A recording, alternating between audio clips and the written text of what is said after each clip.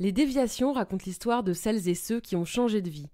Pour nous suivre et ne rien manquer de l'actualité de notre média, rendez-vous sur notre site, abonnez-vous à notre chaîne YouTube, notre page Facebook, notre compte Instagram et notre podcast sur toutes les plateformes d'écoute habituelles. Écrivez-nous, parlez des déviations autour de vous et dites-nous que vous nous aimez. Les Déviations est un média indépendant et nous avons besoin de votre soutien. Tout de suite, un nouvel épisode, une nouvelle histoire, une déviation. Ce soir-là, je cherchais des photos pour illustrer un article et je me rends compte que je n'ai plus aucune photo de moi dans mon téléphone. Ça fait longtemps que je ne prends plus ni selfie mais que je me laisse pas photographier non plus.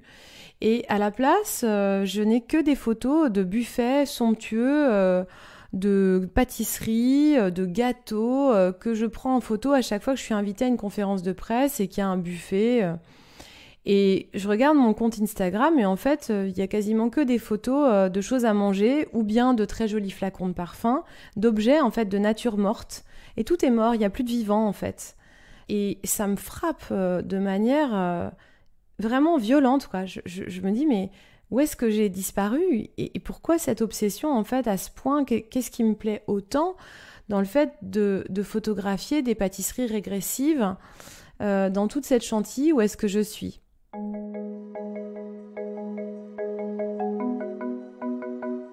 Lily Barbery-Coulon a été journaliste pour Vogue, puis pour le très respecté M, le magazine du Monde.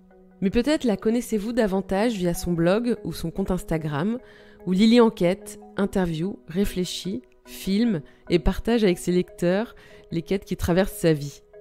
Si vous remontez aux origines de son blog, vous trouverez des conseils beauté, lifestyle, toujours étayés et bien sentis. Puis à mesure que les mois, les années passent, ces textes deviennent plus personnels, plus sincères, plus introspectifs. Moins de consommation, plus d'être. Lily s'y montre fragile, en quête de sens, de justesse, de bonheur, sensible à l'alimentation, à l'écologie, à l'humain, en reflet du cheminement intérieur qu'elle est en train de traverser. Aujourd'hui, je rencontre Lily Barbery-Coulon pour les Déviations, afin d'évoquer son livre « La réconciliation de la haine du corps à l'amour de soi », sorti le 4 septembre chez Marabout. Un livre puissant et intime sur sa quête de bonheur, sur la place qu'elle souhaite occuper dans le monde et sur les grands changements qu'elle a souhaité apporter à sa vie.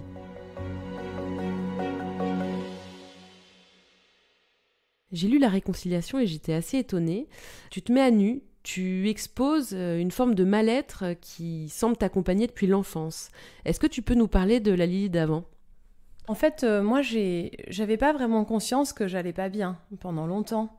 J'avais un travail qui me plaisait, dans un univers qui était très valorisé et valorisant. J'avais l'impression qu'il y avait tous les ingrédients pour que je sois très épanouie. Et pourtant, je ne l'étais pas totalement, mais je me suis longtemps raconté que c'était le cas. C'était pas un mensonge à moi-même qui était délibéré, je m'en rendais même pas compte. Du coup, j'évoluais dans la presse féminine d'abord, avec des moments de crise existentielle ponctuelle, où d'un seul coup, je me disais, mais je sers à rien, j'avais envie de tout revoir dans ma vie, et en même temps, j'étais à chaque fois rattrapée par, je sais pas, un voyage de presse qu'on me proposait, ou une enquête qui me plaisait, ou d'un seul coup, ça me redonnait de la motivation, et je m'imaginais qu'en fait, la vie, c'était comme ça. Des moments où d'un seul coup, on a envie de tout plaquer, et puis des ups avec d'un seul coup une carotte qui se profile, et puis on s'accroche à elle. Soit ça peut être les prochaines vacances ou une fête qu'on doit organiser. Enfin voilà, je vivais beaucoup comme ça. J'avais pas imaginé qu'il pourrait y avoir une autre façon de vivre qui consisterait à être bien avec moi au quotidien. Donc les choses ont un peu évolué quand j'ai créé mon blog en 2010 parce que ça m'a laissé un espace de liberté que je me plaignais de ne pas avoir en fait. Dans un journal féminin, tout est très compartimenté et moi je me sentais un peu à l'étroit dans ce qu'on me proposait de faire. Donc déjà ça m'a donné beaucoup de joie en fait de pouvoir écrire et d'apprendre plein de choses. Et puis voilà, c'était un nouveau média donc j'ai appris, j'étais contente. Moi à chaque fois que j'apprends quelque chose, je suis toujours très excitée. Mais ça peut reporter aussi le moment où on se dit la vérité et où on se dit, bon, très bien, j'ai appris plein de trucs, mais finalement, c'est toujours pas ça, en fait, que je veux faire. Mais quand on me demandait ce que j'avais envie de faire vraiment dans la vie, moi, j'avais pas l'impression d'avoir choisi ni le journalisme, ni l'univers de la beauté. Du coup, je me disais, je sais pas, enfin, là, en tout cas, il y a des choses qui me conviennent. Et puis, voilà, mais j'aurais pas pu dire, ah, je vais mal. C'était pas aussi simple, c'était pas aussi binaire que ça. Et puis, en plus, dans ma vie personnelle, les choses allaient plutôt bien. Je suis mariée avec un homme que j'aime infiniment. On a une petite fille qui est en bonne santé, qui va avoir 12 ans. Et on ne connaissait pas de grandes difficultés. Je ne suis pas tombée malade. Il n'y a pas eu un moment de burn-out fort. Il y a eu des épreuves, mais comme pour tout le monde. Et en fait, ce qui a commencé à me permettre de réaliser que ça n'allait pas, c'est vraiment au printemps 2016, je suis chez moi et je cherchais des photos pour illustrer un article sur mon blog, tout en travaillant pour M, le magazine du Monde, où j'étais hyper challengée par ce magazine génial. Vraiment, j'avais envie de donner ma sève la plus précieuse, quoi, pour pouvoir alimenter des articles de fond avec une équipe qui était enrichissante, très stimulante. Et ce soir-là, je cherchais des photos et je me rends compte que je n'ai plus aucune photo de moi dans mon téléphone. Ça fait longtemps que je ne prends plus ni selfie, mais que je me laisse pas photographier non plus. Et à la place, je n'ai que des photos de buffets somptueux, de pâtisseries, de gâteaux, que je prends en photo à chaque fois que je suis invitée à une conférence de presse et qu'il y a un buffet. Et je regarde mon compte Instagram et en fait, il y a quasiment que des photos de choses à manger ou bien de très jolis flacons de parfum, d'objets en fait de nature morte. Et tout est mort, il n'y a plus de vivant en fait. Et ça me frappe de manière vraiment violente, quoi. Je me dis, mais où est-ce que j'ai disparu et pourquoi cette obsession, en fait, à ce point? Qu'est-ce qui me plaît autant dans le fait de photographier des pâtisseries régressives dans toute cette chantilly? Où est-ce que je suis? Et c'est comme une urgence. Je me mets à écrire un texte et je dévoile une vérité que je camouflais même à mes amis les plus proches. Et j'explique que ça fait 20 ans que je me bats avec mon corps. Que je me bats pour avoir l'air la plus normale possible. Et qu'il y a plein de gens qui ne se sont pas forcément rendus compte que je souffrais à ce point. Évidemment, c'était des discussions que j'avais régulièrement avec mon mari, lui, il savait. Mais j'ai passé 20 ans à enchaîner des régimes de tout type avec des périodes de lâcher prise totale où d'un seul coup je m'autorisais à manger tout ce que je voulais. Donc des périodes avec 5 kilos en plus, 5 kilos en moins, puis des fois 10 kilos en plus, 10 kilos en moins. Et puis au fur et à mesure de la vie, c'était des écarts de plus en plus grands. Donc moi je vivais avec 3 ou 4 tailles dans ma garde-robe. Et puis j'ajustais au fur et à mesure. Et j'avais déjà fait des tonnes de régimes qui avaient plus ou moins marché. Je savais qu'il y en avait qui étaient plus ou moins bons pour la santé. J'avais compris que plus c'était restrictif, moins c'était bien pour moi. Et puis j'étais dans l'univers de la beauté et du bien-être, donc je connaissais tout en fait sur la nutrition. J'en avais interviewé des tonnes de nutritionnistes, mais j'étais sortie des troubles du comportement alimentaire pur et dur, à savoir avec des crises de boulimie, des phases anorexiques où d'un seul coup on se prive beaucoup trop. Ça, j'étais sortie de cette phase-là que j'avais connue dans ma vingtaine d'années. Mais j'étais toujours pas sortie de ces yo-yo incessants. Et finalement, en fait, peu importe le nombre de kilos qu'on perd ou qu'on prend, si on vit constamment dans l'idée qu'on serait tellement mieux avec 2 kilos en moins, c'est pas possible, quoi. Quel message on envoie à soi-même tout le temps de se dire... Je suis pas mal, mais je pourrais être tellement mieux si j'avais 2 kilos en moins, ou je pourrais être tellement mieux si j'avais 2 kilos en plus, parce que moi, je connais beaucoup de femmes très minces ou maigres qui vivent mal, en fait, leur poids. Et j'ai raconté ça, et j'avais pas de happy ending, j'avais pas de jolie fin avec... maintenant, le problème est terminé, car j'ai trouvé la pilule magique. Non, il n'y avait pas de fin heureuse. J'étais juste dans l'expression de ce mal-être. Et le fait de le dire publiquement, ça a engagé une responsabilité immense pour moi parce que j'allais pas pouvoir laisser ça comme ça. C'est-à-dire qu'à partir du moment où on fait acte avec ces paroles dehors, aux yeux de tous, de dire « je vais mal », Évidemment qu'on a besoin d'attention et que c'est un cri pour avoir de l'attention sur soi, mais j'avais évidemment envie qu'il y ait une solution derrière. C'était le premier pas pour qu'il y en ait une, en fait. C'était de dire, en fait, je vous raconte une petite histoire et je me la raconte aussi, je vais pas bien. Donc ça a marqué vraiment un avant-après déjà sur les textes que j'ai partagés sur mon blog, parce que je n'avais jamais rien partagé de très personnel. Et là, j'ai bien été obligée de dire quelque chose, mais qui me faisait vraiment honte.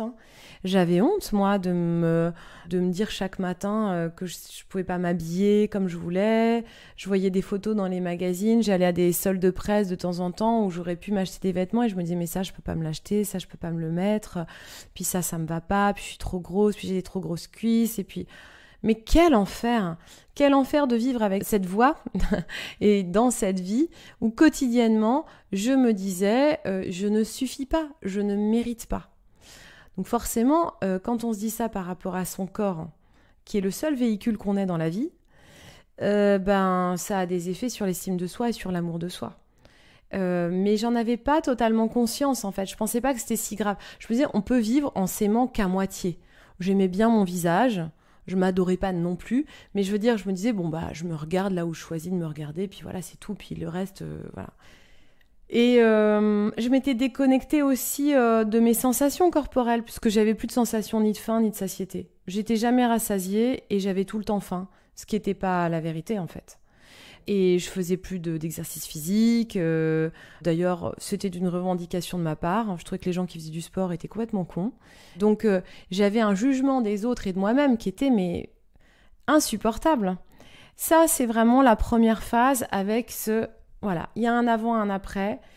Et finalement, cet avant-après, il a pu émerger grâce aux attentats.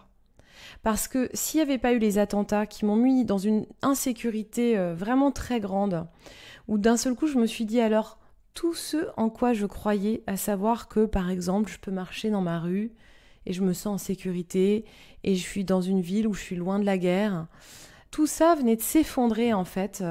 Et du coup ça mettait à jour le fait que j'avais aucune sécurité intérieure. Or la sécurité, on ne va pas la chercher à l'extérieur de soi. C'est pas le plan Vigipirate qui nous la donne, la sécurité intérieure.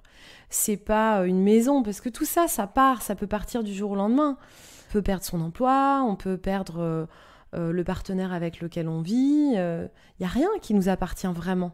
Donc, qu'est-ce qui nous appartient si on n'arrive pas à construire cette sécurité intérieure ? Moi, je l'avais pas. Et parce que je l'avais pas, du coup, il y a eu un mouvement de panique qui a permis de me laisser émerger dans le mal-être le plus total. Et ça a été une chance. Ça a été une chance de me dire, ouais, ça va pas du tout. Parce que le pire aurait été que je continue à vivre avec cette camisole de non, tout va bien, moi, j'ai un super job, je voyage, c'est super. Non, en fait. Et après, il y a eu toute une série de déclics qui m'ont permis de me retrouver, de me réconcilier avec moi-même. Le premier déclic, il s'est déroulé chez Olivier Rollinger, qui est un chef étoilé, qui a une histoire très particulière, puisque c'est un homme qui a vécu un grand drame à l'âge de 20 ans. Il a été, sans raison, agressé par des garçons très jeunes qui se sont amusés, c'est tombé sur lui, ça aurait pu tomber sur quelqu'un d'autre, mais il se trouve que c'est tombé sur lui, à rejouer le film d'Orange Mécanique avec, en le frappant très violemment sans raison. Et il a dû se reconstruire et il n'avait pas imaginé qu'il deviendrait cuisinier. Puis finalement, c'est ça qui a été son chemin de vie après ce drame, mais dont il ne parle jamais comme d'un drame. Et moi, quand je suis allée chez lui à côté de Cancale, devant la baie du Mont-Saint-Michel, et que j'ai découvert ce lieu incroyable où on voit la mer changer le paysage plusieurs fois dans la journée, je me suis dit, mais il est tellement optimiste, il est tellement positif. Je prenais conscience à mesure que je l'écoutais que je me plaignais tout le temps. Je me plaignais de tout, quoi. Et là, lui, qui avait vécu vraiment un vrai drame bien plus grand que ce que moi, j'ai pu expérimenter, en tout cas, c'est comme ça que je me l'imaginais, il me disait, vous voyez Lily, ça a été ma chance. Parce que derrière, et puis il déroulait son histoire avec son enthousiasme et sa fougue de vouloir défendre le bien manger, le bon. Et puis, il avait écrit un petit mot qu'il avait laissé sur mon oreiller où il me parlait du cosmos, de se reconnecter à la Lune. Et ce soir-là, j'ai regardé la Lune. Je crois que je ne l'avais pas regardée depuis des années. En fait, la nouvelle Lune, la pleine Lune, je ne savais même pas ce que ça voulait dire. Et franchement, pour moi, c'était des trucs ésotériques à la con. Je ne regardais pas la nature qui m'environnait. Donc ça a été une première reconnexion parce que je me suis sentie extrêmement bien. Et je crois que j'ai pris conscience dans ce lieu-là que c'est pas simplement Olivier qui a eu un effet sur moi, c'est la nature elle-même. Je n'étais plus seule, je faisais partie en fait de ce qui m'entourait et ça m'a mis sur un chemin de guérison. Du coup, tout ce qui s'est passé ensuite de l'été 2016 jusqu'à aujourd'hui, ça a été une série d'éveils de conscience. Je me suis ouverte à des choses pour lesquelles j'étais totalement verrouillée avant, comme par exemple le yoga. Pendant des années, j'en ai fait un peu obligé comme on fait de la gym tonique en se disant waouh, je vais aller faire des abdos, je vais aller faire du yoga, tout le monde dit que c'est génial. Moi je me sentais mal dans ces cours de yoga, je me comparais avec celles qui étaient très souples, je me disais mais moi je sais pas faire le poirier comme ça contre je vais jamais y arriver. Elles avaient des tenues hyper belles, moi j'étais en jogging avec un vieux t-shirt dégueu, je me sentais moche, quand je me mettais chien tête en bas, j'avais le t-shirt qui redégringolait jusqu'au niveau du cou, on voyait mon soutif. Enfin je me sentais gauche. Et puis surtout, quand on me demandait de méditer, de fermer les yeux, moi je pensais à toute ma to-do list il faudra appeler le gynéco, et puis après il faudra rendre le papier que j'avais promis. Donc j'arrivais pas du tout à faire le vide, j'avais le mental beaucoup trop agité pour faire le vide. Ça me semblait être un truc de moine bouddhiste et que peut-être j'atteindrais si je faisais une retraite au Népal. Et je suis tombée, j'ai une amie qui m'a vraiment recommandé un cours de yoga particulier, et quand elle m'en parlait, donc ça s'appelle le Kundalini Yoga. Quand elle m'en parlait, je me disais, non mais elle me parle d'une secte en fait. Chanter, tout le monde est en blanc. J'avais pas du tout envie d'y aller, mais elle a beaucoup insisté. Et c'est vrai qu'elle avait l'air d'aller plutôt bien. Donc par politesse et par amitié, j'y suis allée. Bon, puis là, il y a eu un avant, un après. Alors ça fait pas ça à tout le monde. Il y a des gens qui ressentent pas du tout ça après un premier cours de Kundalini Yoga, qui restent à l'extérieur ou bien même c'est pas leur truc et ça sera autre chose à trouver. Mais moi, voilà, je suis tombée comme Obélix dans la marmite, quoi. Tout de suite, le premier jour, waouh, je suis sortie de ce cours et je me suis rendu compte en sortant que pendant 1h30, je n'avais pensé à rien, ce qui était un repos phénoménal. Et puis surtout, c'était joyeux, j'étais remplie de joie, quoi. Je pétillais comme un verre de champagne. J'avais envie de sautiller dans la rue. J'étais connectée à une joie très enfantine, quoi. Mais en fait, c'est vrai, tout va bien, il n'y a aucun problème. Mais je ne sais même pas pourquoi je me fais tout un monde de tout ça, ça va aller. Et donc, j'ai commencé, en fait, vraiment à dérouler le fil de cette joie à partir de ce moment-là. Et il m'a guidée jusqu'à aujourd'hui et il m'a fait changer en tout, quoi, parce que il m'a conduit à changer ma vie professionnelle, parce qu'aujourd'hui j'enseigne le Kundalini Yoga, il m'a conduit à écrire ce livre, à partager beaucoup plus d'authenticité avec mes lectrices et mes lecteurs, à ne plus me soucier du regard de l'autre et à surtout observer mes réactions en me disant que c'est à moi qu'elles appartiennent pleinement. Donc qu'est-ce qu'elles disent de moi et qu'est-ce qu'elles disent des énergies non résolues dans mon corps, des zones qui sont un peu troubles encore. Et il y en a plein, hein. C'est pas fini, c'est jamais terminé. Donc tu découvres le Kundalini, donc un des gros points de ton livre. Quel est l'impact sur ton quotidien, sur tes relations aux autres Alors je dirais que dans un premier temps, d'abord mes motivations en allant en ce cours, c'est un yoga qui est extrêmement sportif, qui est très intense sur le plan de l'endurance, cardio, vasculaire. Et moi j'avais quand même comme espoir que ça me fasse maigrir et que ça me muscle. Et d'ailleurs, j'entends beaucoup de profs de yoga dire oui, mais le yoga c'est pas ça, vraiment les gens qui viennent au yoga pour ça n'ont rien compris. Mais pourquoi les juger ? Pourquoi, si c'est la porte d'accès qui leur permet d'aller vers la méditation et vers la spiritualité, pourquoi on jugerait en fait bien ou mal les raisons qui mènent un élève à venir sur un tapis de yoga ? Peut-être que ça va passer par des yoga gadgets avec tout un tas d'outils, mais très bien, pourquoi pas ? Moi, en tout cas, au départ, la motivation, c'était ça. J'étais contente que ce soit agréable et je pense que j'y serais pas retournée autant si ça m'avait pas tout de suite accroché. Mais la motivation, c'était, oui, j'avais envie d'être accompagnée dans ma perte de poids. J'avais pris la décision ferme de manger différemment, de me reconnecter à mes sensations. Et là où ce qui est amusant, c'est que finalement, ma motivation de départ, c'était le corps. Mais très vite, je me suis fait attraper par d'autres bénéfices qui étaient ah, tiens, c'est marrant, je crie moins à la maison. Ah, j'ai remarqué que je suis beaucoup plus calme face à une tâche de travail qu'on me propose de faire. Mais c'était pas non plus parfait. Et d'ailleurs, j'avais dans ma manière de vivre ce yoga, finalement, j'y allais au début 2 fois par semaine, puis 3 fois par semaine, puis 4 fois par semaine. Et j'avais un comportement très addictif par rapport à ce yoga. Donc, j'avais déplacé l'addiction de la nourriture sur le yoga en me disant, il faut vite, vite, vite que j'y aille. Je vais pouvoir respirer, puis je vais repartir en apnée dans la vie normale. Et ça n'a pas tenu longtemps. C'est-à-dire que j'étais comme un hamster, en fait, encore dans ma roue, à courir, courir, courir. Et puis, je m'arrêtais pendant 1h30 et je reprenais cette course-là. Et c'est un yoga qui est tellement puissant, qui vient tellement chercher dans des zones du corps, du cerveau, mais aussi des zones qu'on ne comprend pas très bien, qui ne se manifestent pas dans le cerveau. La conscience, on n'arrive toujours pas. Il paraît que les neurologues, ils n'arrivent pas à dire quelle est la zone exacte qui est stimulée, en fait. C'est ce moment où on est un peu à l'extérieur de soi et qu'on peut regarder ses pensées. En fait, on n'est pas à l'extérieur, on est tout à fait dans son centre.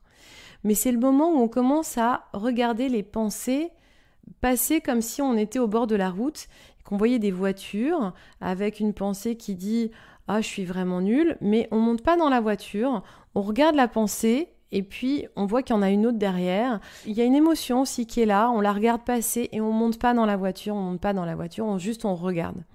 Donc l'idée, c'est pas de faire le vide, c'est juste de regarder ce qui est et de permettre à tout ce qui est d'exister sans le juger. Donc ça, c'est un exercice qui est complètement différent que de dire « faut faire le vide ». Enfin, en tout cas, moi, ce que ça m'a permis de voir, c'est peut-être que cette agitation permanente dans laquelle je continue à être, malgré le fait que je faisais du yoga, il y a peut-être une autre façon de vivre. Il y a peut-être un autre moyen.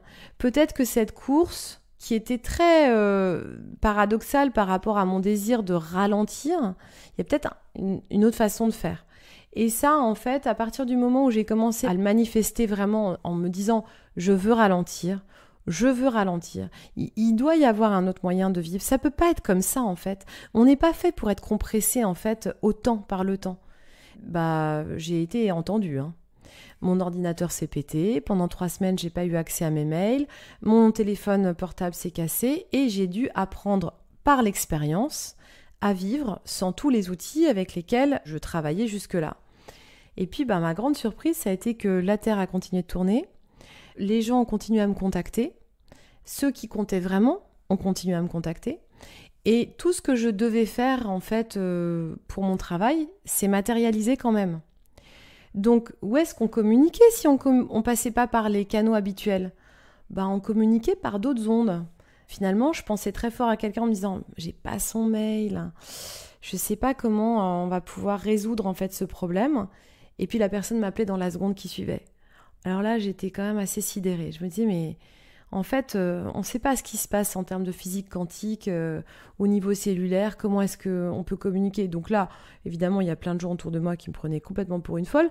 Mais à la limite, c'est pas très grave parce que moi, je le vivais dans ma réalité. J'ai commencé à me dire, tiens, j'écrirais bien un livre. Et puis, il y avait des maisons d'édition qui venaient vers moi.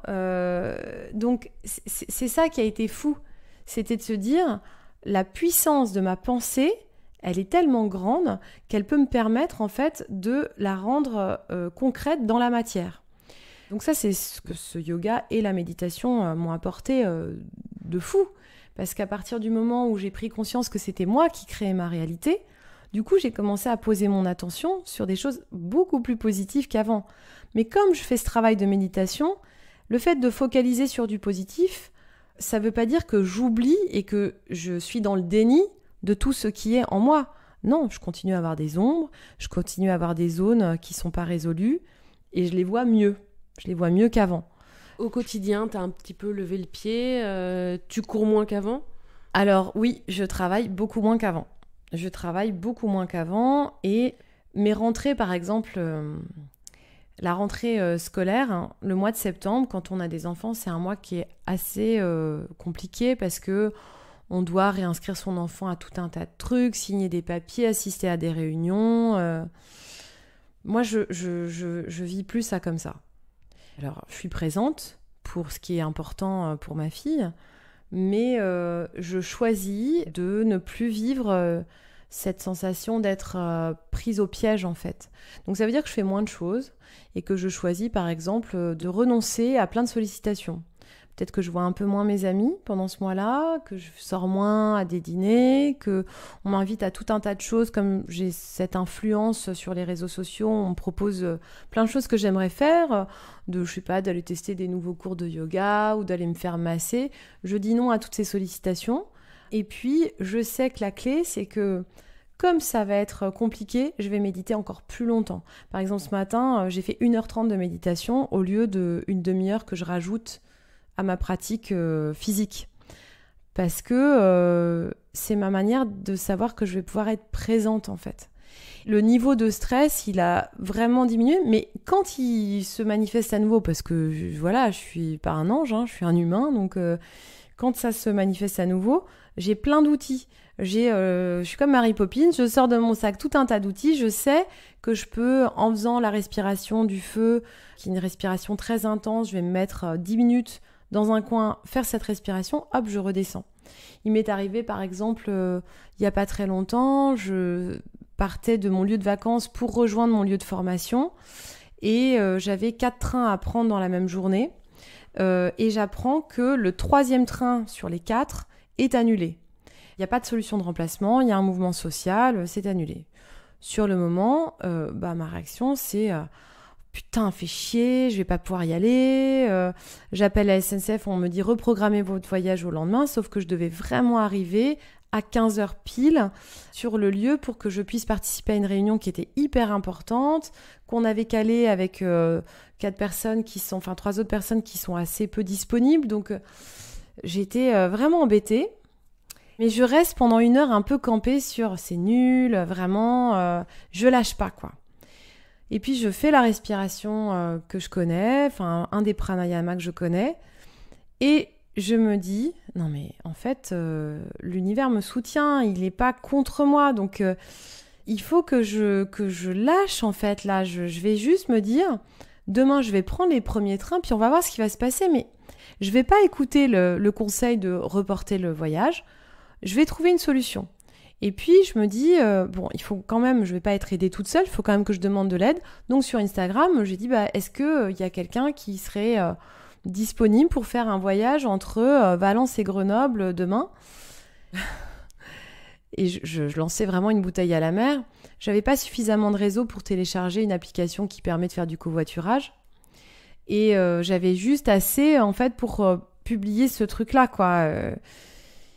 Dans la seconde, j'ai une femme qui me suit et qui dit ok, moi en fait c'est possible, j'habite entre les 2 villes, je viens de chercher, je suis disponible. Donc elle est venue me chercher pile à l'heure d'arrivée de mon train. On a eu une conversation incroyable toutes les deux pendant 7 heures de voiture, là. Enfin c'est 50 minutes de voiture.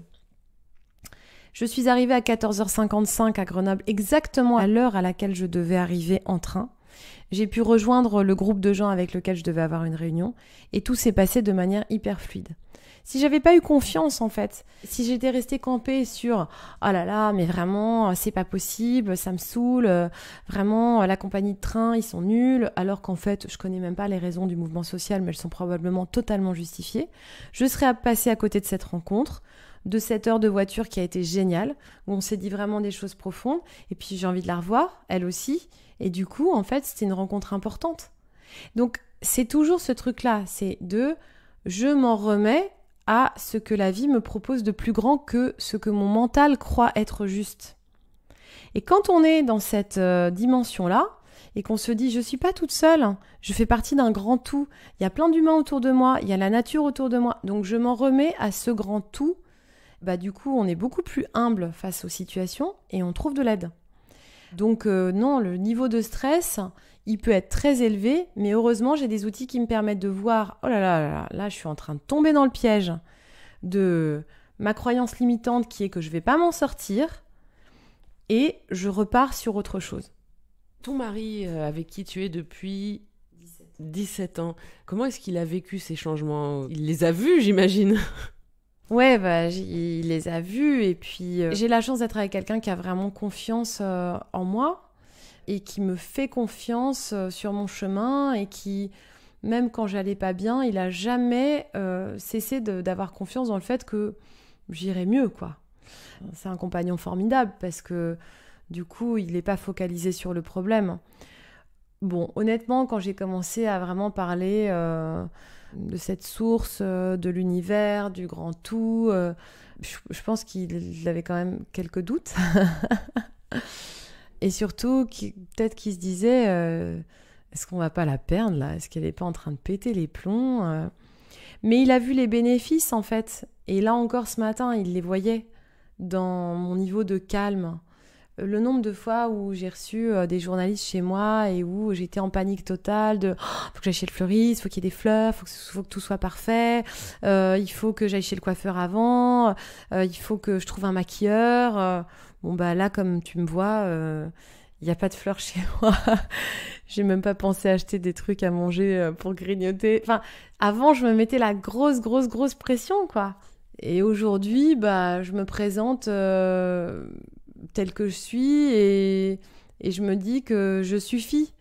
Et lui, il le voit bien, mais t'imagines à quel point c'est rassurant, en fait, et tout ce que je lui faisais peser sur ses épaules à lui de « rassure-moi, dis-moi que je suis belle, dis-moi que je suis bien habillée », je le disais pas comme ça, mais finalement, j'étais tout le temps dans cette quête de valorisation extérieure et de validation. Quand on n'a plus besoin de l'autre pour être tout le temps rassuré, on peut laisser à l'autre la place de nous aimer beaucoup mieux, parce qu'il a plus ce rôle à jouer tout le temps de mais si c'est super ce que tu fais. Du coup, voilà, on prend plus de profondeur. Plutôt que d'aller chercher tout le temps ailleurs, à l'extérieur, on est plus rassuré à l'intérieur de soi, on a plus confiance et du coup, on inspire l'autre aussi à avoir plus confiance. Donc ça m'a changé, mais ça a aussi changé mon entourage par effet de ricochet, bien sûr. Comment est-ce que tu souhaiterais vieillir ? En tout cas, pendant longtemps, j'ai écrit des articles sur comment ralentir le vieillissement, comment prolonger la jeunesse. Évidemment que tout ça, ça se construit et au fur et à mesure, je me sens beaucoup plus à l'aise en fait avec cette idée de vieillir. Et il y a des gens de temps en temps qui me disent « Tu devrais pas dire ton âge parce que tu sais, dans pas longtemps, on saura. J'ai 43 ans aujourd'hui, dans 7 ans, tu auras 50 ans, tout le monde le saura. » Ouais, et alors, so what ? Et puis dans 17 ans, on saura que j'aurai 60 ans. En fait, non, j'espère vraiment que les années vont me permettre, au fur et à mesure, de me rapprocher encore plus de moi, d'être en contact avec mes trésors et de livrer ma mission, la raison pour laquelle je suis là. Donc c'est comme ça que je m'imagine vieillir, c'est d'être encore plus dans ce pourquoi je suis ici. Ouais. Et c'est quoi ? Moi, en tout cas, je crois que la notion de partage, elle est hyper importante et que je me suis longtemps posé cette question de pourquoi je suis là. Je sais que dans mon métier de journaliste, quand je faisais découvrir des gens qui m'avaient vraiment touchée, il y avait quelque chose en moi qui s'animait fort à l'intérieur. Une espèce d'étincelle où je me disais j'ai fait ce que je devais. Je crois que ça, c'est toujours très ancré en moi. Cette notion de partage, en fait, aujourd'hui, je partage plus uniquement que des découvertes de choses ou de gens qui m'ont fait du bien, mais je partage aussi des enseignements. Et à chaque fois que j'ai compris un enseignement, que je l'ai compris parce que j'en ai eu l'expérience et que je peux ensuite le partager, il y a quelque chose qui s'anime en moi qui est juste, je me sens à mon endroit. Donc après, est-ce que cette mission, elle va changer ? J'en sais rien. Mais je sais que quand il y a ça qui est stimulé en moi, je suis à mon endroit et je me pose pas la question de savoir si c'est bien ou pas. Hier soir, il y a quelqu'un qui me disait « Mais t'as pas peur tout ce que tu as partagé, qu'on te critique. Elle me disait, je connais une fille qui te connaît, et ben, elle disait, elle va vouloir nous faire bouffer du quinoa, cette conne. Et enfin, je sais pas si elle a dit cette conne, mais il y avait ce ton-là un peu. Et en fait, j'étais très calme par rapport à ça parce que, moi, je cherche à convaincre personne. J'ai reçu des enseignements qui m'ont transformée et je ne peux pas ne pas les partager. Après, certains les recevront, certains seront touchés par cette histoire parce qu'ils se reconnaîtront dans cette histoire. D'autres non, et c'est ok. Mon idée, c'est pas de prendre le pouvoir sur l'autre, pas du tout. C'est juste d'être dans la générosité, comme je vois qu'à quel point les maîtres qui me forment sont dans une générosité absolue. Ils partagent à un point, c'est une dévotion en fait de leur part. Donc moi, j'en suis pas à ce niveau de dévotion, mais j'essaye en tout cas d'honorer ce que j'ai reçu et qui résonne comme sacré en moi.